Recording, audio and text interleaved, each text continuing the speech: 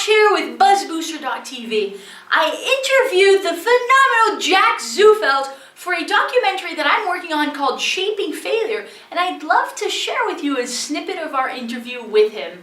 Enjoy!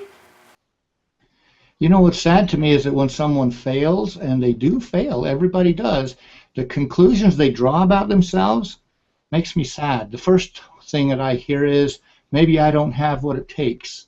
Maybe I am going to be a failure my whole life.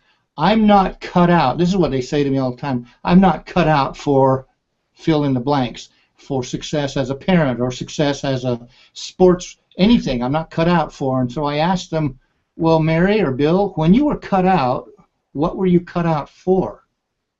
And the bottom line always is that you're cut out for whatever you want. So then when you fail, what do people do with that failure? They tend to keep a log of all their failures and say, well, I guess I can't do that. I don't have what it takes. And they beat themselves up inappropriately. It's okay to feel bad about it. Nobody likes failure. But it's not okay to label yourself a failure. It's a different one thing to be a failure and another to fail. Being a failure means you have no chance on earth. You are a failure. I don't know anybody like that, by the way. Having a failure every now and then is normal, and that's not the same thing as being a failure. It's amazing how many people I deal with who have their eyes looking back. They're driving down the road, looking in the rearview mirror. You will crash doing that. So I tell everybody, don't let your past determine your present or your future. You made a mistake.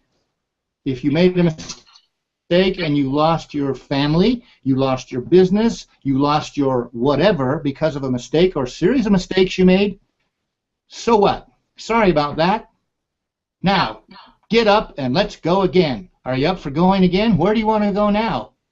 Let's keep our eye focused on where we want to go, not on the mistakes we made in the past. And that is as simple as a decision. Part of the DNA of success is being able to make correct decisions. Well, we have powerful minds. We can decide to not let the past determine our future. If the past determined my future, I'd still be a failure. I was 19 when I got married. I was divorced by the time I was 22. I guess I'm a failure. Well, when I was 25, I found God and I found Christ. I changed me completely. I found a beautiful woman, and she loved me, and I asked her to marry me, and that was 38 years ago, and we're happily married. So I guess my first failure did not cause a second failure. Same with everybody. We all fail, but we don't have to let our failure control our future unless we decide to let it do so. It's a decision. Well, I don't think it's acceptable to fail in life, and some people wonder if they should accept failure. The answer is no. You don't accept failure. You don't make it like this. I'm going to fail. I just know I'm going to fail, but I'm going to do it anyway. Turn that coin over and say, I'm going to do it anyway, and I might fail, and if I do, I'm going to get up and go again. If you get up one more time than you fell down, then you are truly a winner. So how do you look at failure? You should look at failure as, well, that's part of life, that's part of whatever, but I'm not going to let the tail wag the dog. I'm not going to let fear of failure, worry about failure, interfere with my going for what I want, because I want it so bad, and I might fail along the way, but I'm not going to fail every day, all day, for the rest of my life. Nobody does that. Well, maybe I shouldn't say that.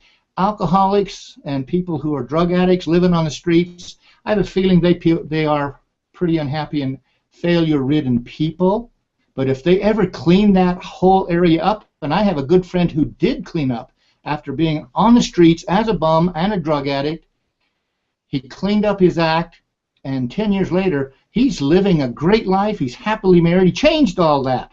That's the power that we have up here. That's part of the DNA of success. The idea that we have the ability in our minds and in our hearts to make things happen. Change can happen. Change is crucial. Change is part of our life. We're changing anyway. We might as well change for what we want, including our fear about and worry about and paranoia about fear. Well, the idea of failure is just part of human nature. We all will fail. How we react to that failure determines what we do with that experience. For example, in karate, if you do not hold your hand a certain way and your arm a certain way and protect your ribs, you're going to get kicked in the ribs. And I had to teach a student the hard way. Told him 3 times in a half-hour lesson to lower your elbow down so that you won't get kicked in the ribs. And he says, got it. And then instantly he's back up and his arms up, ribs wide open. So I didn't tell him a 4th time. I just kicked him. Now he had a major failure. He had the breath knocked out of him because I kicked him hard. And he's like, ah. I said, Mark, keep your elbow down. He says, got it.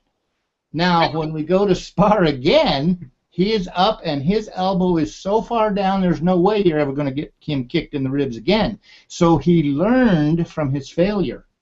That's what we're all supposed to do. I learned when you touch a hot stove, as we all do, you get burned. So don't touch the hot stove. It's too bad that we can't learn everything from someone else's experiences. I wish we could. It's smarter. Smart people learn from experience, but super smart people learn from other people's experience. But while we're growing up, especially as kids, we don't learn from other people's experiences. We learn from the experience itself, sadly. We learn not to take off and drive the car without a full tank of gas if you want to get from one city to the next. You're not going to get there without a full tank of gas, so don't go without enough money for gas. Sometimes people think failure is taboo and bad in our culture, and sometimes it is because people look at failure the wrong way, like it's a big mistake to be a failure. But nobody likes to be a failure, but the reality is everybody fails at things. Thomas Edison's known and is famous for 10,000 failures before he created the light bulb, and nobody ever calls him a failure. They call him determined. They call him committed. He never gave up. Well, I've been in 30 different businesses. 28 of them failed. So am I a failure or did I just fail? I lost a lot of money. I guess I failed at that, but I didn't fail at life. I didn't fail at business. I didn't fail at my marriage, although in my marriage sometimes I've had some serious disagreements, fights with my wife. And we get past them, and we did not fail as a couple. So sometimes you will fail, and our paradigm and our viewpoint of failure needs to change. It's not wrong to fail. It's just smart to try to reduce our failures to a smaller number as we possibly can, and the best way to do that is from experts who know how to do it, whatever it is you want to do. I don't care if it's dentistry, marriage, parenting, or making money, writing a book, publishing a book, doing documentaries like this one. Why don't we copy people that are already successful? Duh, you'd think we'd know that. And that's the very best way to learn. Mentor to Millions is a nickname that I have been given because I've been in front of about 70 or 80 million people now because of radio and television interviews, and now even this documentary. And I have the privilege of mentoring lots of people because I know what not to do as well as what to do.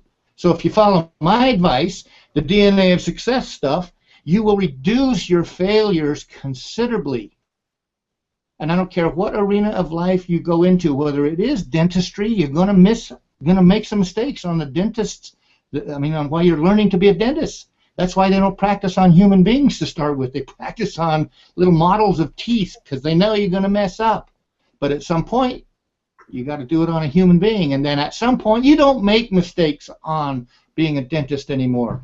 As a black belt in karate, there came a time when I didn't make the same mistakes anymore, and you couldn't kick me in the ribs, you couldn't hit me in the face because I was too good. Well, the thing that keeps people going in spite of all the failures they experience, including me, and I failed a lot in a lot of different things, is that, and this is bottom line what DNA of success is all about, is that they or I want something so badly that we're not going to give up. It's like playing basketball. You miss a lot of shots, or hitting the golf ball. You miss a lot of, you don't hit holes in ones all the time, but you keep trying. Why? Because it's enjoyable to try. It's pleasurable when you do hit the basket and make it. It's fun when you make the money. It's rewarding when you help people. I'm never going to quit doing that which I love to do. And even though I fail at helping some people because they don't apply what I teach them, I didn't fail completely. I reached out and tried to help them, and they didn't apply what I taught them, but others do. So I guess I shouldn't help anybody because I fail at helping some. No, I keep going, as do anybody who gets up after they've fallen down, because getting up and going forward again to the desired end result, which I call core desires, that's what keeps us going. We don't quit. Nobody quits if they want the end result badly enough. So it's crucial, and this is the bottom line for all success. The DNA of all success is this: you got to know what you want with all your heart, and then you won't quit no matter what. I don't care if you fail 10 times or 100 times. I failed a lot in business, but one of the things that was driving me was to be able to create a lot of financial freedom for me and my family, and you normally can't do that in a job. I wanted time freedom and money freedom, and it takes owning and running a business to do that. That was my core desire. So every time I stumbled and fell, I got up and said, I'll try again. I'll try it again. There's a paradigm out there that success is not a good thing. A lot of people say, I don't want to be successful because I don't want to be, and then fill in the blanks. Some bad things that they see, like arrogant, prideful, putting money ahead of everything else, including family. Money becomes their god instead of family or instead of relationships. I mean, all kinds of things that they say success can be a negative for.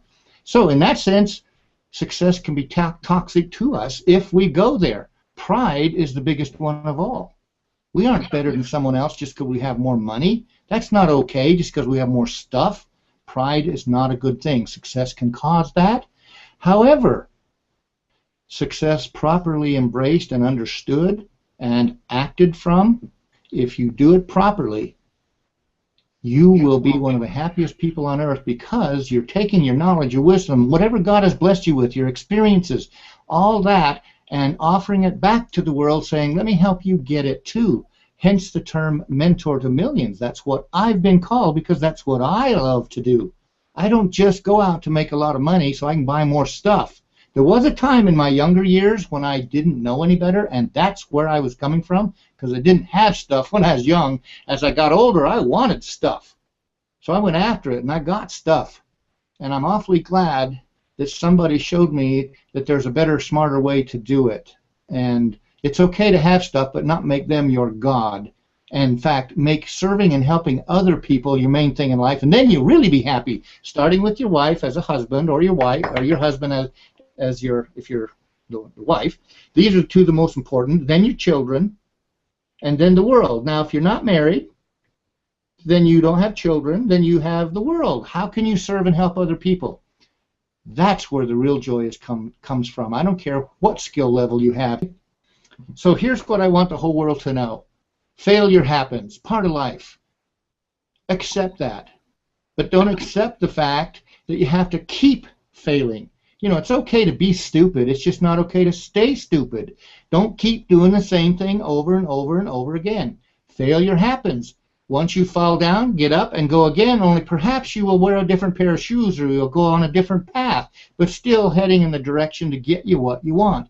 And the only reason you will do anything like that and get up and go again, or get up and get back into the game even though you got hurt and you were carried off the field, the only reason you'll get back in the game is if, like I talk about in the DNA of Success, my best-selling book, is if it's worth it to you. So it's real crucial that you find out what your core desires are, those things that you want with all your heart, not half-hearted, not three-quarters hearted, not even 90% hearted, but wholehearted. Half-hearted in anything doesn't cut it. Wholehearted does. So I believe this brain can learn anything. You can learn anything you want to learn. I am convinced of that. So the question is, what do you want to learn? Well, how about this? Pay attention to your heart. Your heart will tell you what it wants. Then let this brain learn how to give it to you. And when those two are working together, it comes together like this. Separately does not count. Together, it makes it so strong, and that's why people achieve at high levels in anything, is when those two comes together. I don't care if it's Olympics or parenting or making money. When those two come together, you will. Awesome, right? You know what would be awesome as well? If you shared this video. Post it on Facebook, like it, Google Plus it, do everything you can. Share it on Twitter, share it with a buddy. Spread the word. We love it when you do. It makes our day. We're ever so grateful for that. And because we're so grateful for that, go to bestbuzzgift.com, bestbuzzgift.com, and download a wonderful, phenomenal guide, if I may say so myself, that will help you, that will allow you to work your business and make it so much better.